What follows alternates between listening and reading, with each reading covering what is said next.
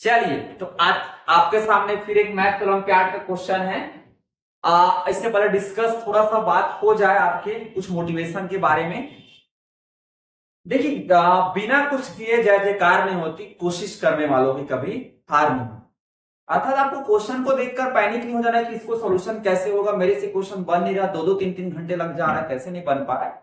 तो इतना जल्दी आसानी से आप उस चीज को प्राप्त कर लोगे नहीं होगा। आप प्रैक्टिस करते जाइए, प्रैक्टिस ही एक इंसान को परफेक्ट बनाता है। तो आप समय दीजिए, बिल्कुल उससे आउटपुट निकल कर आएगा ही ना। चलिए, अब क्वेश्चन कुछ ऐसा है हमारा, 3m - 2m is equal to 65। इसको सॉल्व कीजिए ना। अच्छा, इसको समझाने से पहले एक थोड़ा छोटा सा फॉर्मूला थोड़ा आप पढ़ लीजिए, समझिए। a का पावर m और पूरे का पावर n है।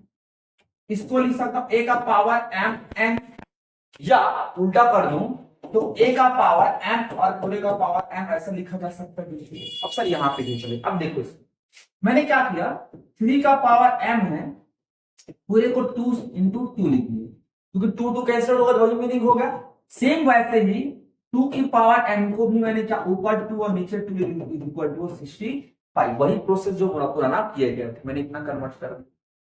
अब इसको थोड़ा सा आप और फोकस कीजिए, हम क्या कर रहे हैं इतना करने के बाद।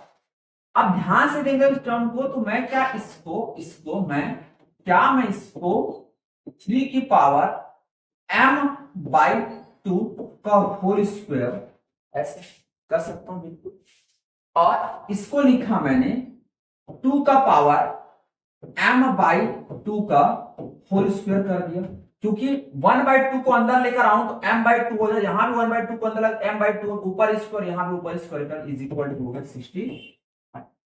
अब ध्यान से देखिए, मैंने क्या अगला प्रोसेस क्या करूं थोड़ा समझिए। इस वाले टर्म को मैंने x मान लिया और इस वाले टर्म को मैंने क्या मान लिया, y मान लिया। तो ये मेरा हो जाएगा x का स्क्वायर माइनस का माइनस, और ये हो जाएगा मेरा y का स्क्वायर इज इक्वल टू 65। इतना उम्मीद होगा समझ के, थोड़ा सा आगे बढ़ते। अब एक फॉर्मूला हम लोग बेसिकली और पढ़ते हैं कि a का स्क्वायर माइनस b का स्क्वायर हो, तो ये होता है a minus B into a plus B. Basic identity जिसका हम लोग यूज करते आ रहे हैं वैसे सेंस। तो देखिए क्या होगा, ये हो जाएगा हमारा x minus Y into X plus Y is equal to हो गया हमारा 65। इसको लिख 65 को लिख दिया मैंने 13 इंटू 5 लिख दिया, बिल्कुल कर सकते हैं। तो 13×5 = 65, 13×5 = 65।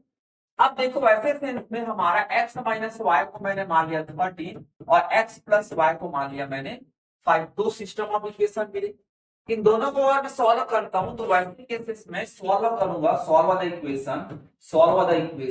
तो उम्मीद होगा आपको सॉल्व करने आता हो, मैं सीधे लिख रहा हूं। तो 2x इज इक्वल टू आपका 18 हो जाएगा वैसे सेंस में। और अब अगर मैं और सिंप्लीफाई करूं तो ये हो जाएगा x इज इक्वल टू 9 होगा। एक वैल्यू तो हमारा एक से ही अभी आया नहीं, हमें m निकालना। यहाँ पे देखिए, अगर इसको मैं सिंप्लीफाई करता हूं तो वैसे सेंस में मेरा क्या हो जाएगा, इसको मैं सिंप्लीफाई करूं, वैल्यू पुट कर दूं तो ये मेरा हो जाएगा y is equal to 5 minus मैंने मेरा हो गया 9, और फिर y इज इक्वल टू मेरा कितना है -4। ये दूसरी वैल्यू को यहाँ पे रखा 9 ट्रांसफर किया। अब x बराबर मैंने क्या माना है, x बराबर मैंने माना है 3 की पावर m/2 को मैंने x माना, तो x जरा इज इक्वल टू कितना हो गया 9। तो ये हो गया 3 की पावर m/2, 3 की पावर हमारा कितना हो गया 3 का power m/2 is equal to 3 का पावर 2। बेस सेम है तो पावर भी हमारा क्या होगा, सेम होगा। तो वैसे सेंस बेस सेम है, वैल्यू सेम है, तो वैसे पावर में हमारा क्या होना चाहिए, सेम होना चाहिए। तो वैसे सेंस में m/2 is equal to 2, this implies that m is equal to कितना आ गया मेरा 4 आ गया, एक तो एक वैल्यू होगी। अब यहाँ पे लिखते हैं y हमारा क्या है 2 का पावर m/2 है, और यहाँ सॉरी हाँ ठीक है 2 का पावर m/2 है, और यहाँ मेरा है -2। अब इसको ध्यान समझो, ऐसा कोई नंबर पॉसिबल नहीं है, ऐसा कोई नंबर पॉसिबल नहीं है कि अगर मैं मान लो -2 का स्क्वायर लिख दो तो -2 को स्क्वायर करने में तो प्लस हो जाएगा। तो वैसे सेंस में ये आपका इग्नोरेबल हो सकता है, इसको हम लोग वैल्यू यहाँ से आइडेंटिफाई नहीं कर सकते। अगर आउटा के टर्म में लेकर चले तो चला सकता है, बट आइडेंटिफाई नहीं कर सकते। तो हमारा एक ही आंसर निकल के आया, एक आंसर हमारा क्या निकल के आया कि m इज इक्वल टू हमारा क्या होगा 4, ये हमारा रिजल्ट के आंसर हो जाएगा। ठीक है, चलिए इसी के साथ हम लोग करते हैं।